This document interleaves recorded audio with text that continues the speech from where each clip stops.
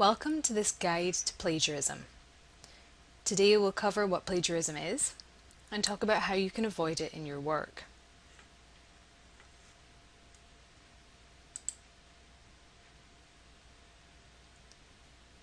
Much of the nervousness around plagiarism occurs because people aren't always exactly sure what it is.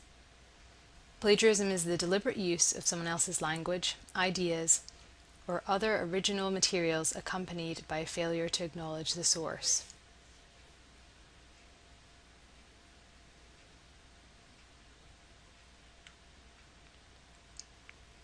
Many people express concern that they may be accused of plagiarism even though they didn't deliberately try to blur the line between their own ideas or words and those of someone else.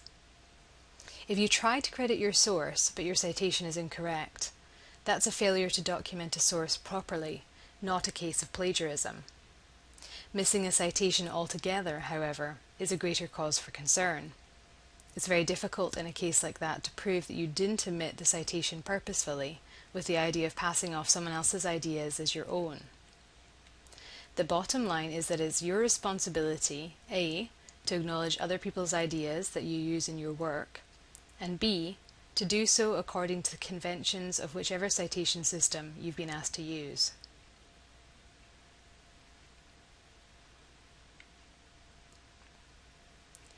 Taking someone else's idea and putting it in your own words is called paraphrasing. Paraphrasing is one of the accepted ways for scholars to incorporate information and ideas into their papers. Paraphrasing allows you to show the breadth of your research and your understanding of the material, but it also allows you to maintain ownership of your paper and make sure it isn't just a long series of quotations from other people. So paraphrasing is fine so long as you cite the original source.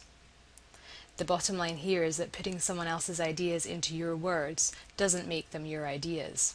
You have to credit the original author.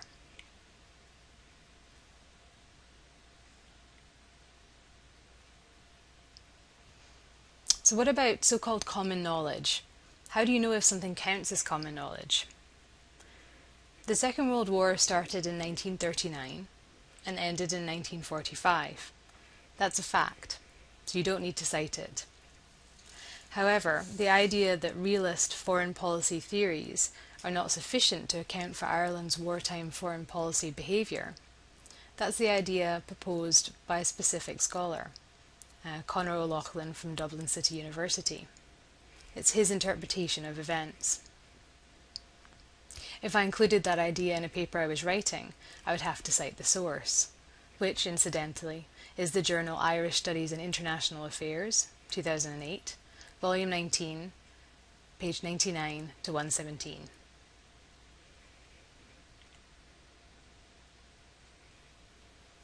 So can you plagiarize yourself? Outside of UOIT, there is some controversy about the concept of self-plagiarism, but within the university the rules are very clear. Yes, you can self-plagiarize. Self-plagiarism in this context means that you've recycled your own work, either by submitting the same paper for two different classes, or submitting an old paper and pretending it's new work. The bottom line here is clear: don't do it.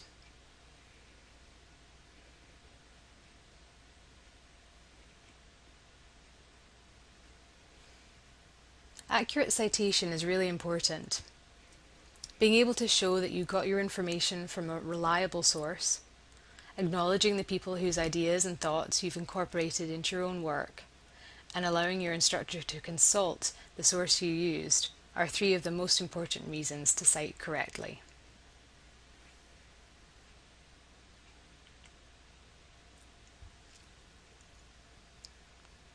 Being organized and systematic and developing good note-taking practices is key to being able to connect other people's ideas and words with the relevant citation in your final paper.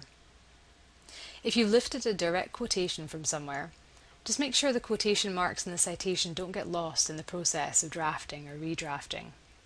Likewise with any ideas or interpretations that are not your own. Affix a quick citation to these ideas in your notes and make sure the two stick together like glue. There are a number of online tools that can help you organize your sources, but realistically nothing beats good clear notes that have citations incorporated from the beginning. There's nothing worse than trying to retroactively incorporate citations when you've consulted 20 different sources and don't remember where it was that you read that one specific idea.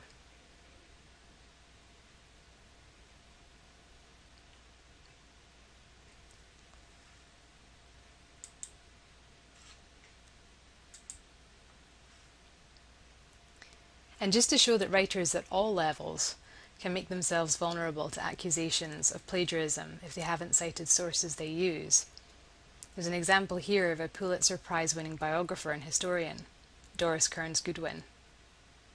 A plagiarism controversy surrounding 2 of her books was enough to make her resign from a prominent commentator position on the PBS NewsHour program. Did she intentionally plagiarize? Probably not, though that's impossible to prove, and therein lies the problem. She may not have intended to plagiarize, but she did, and an accusation like that can really call both your professional and personal integrity into question.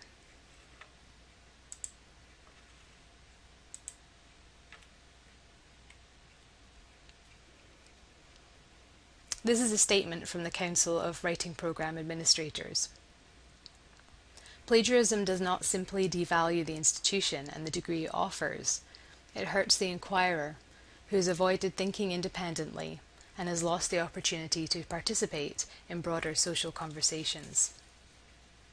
This really brings us back to this idea of integrity and honesty in academic writing.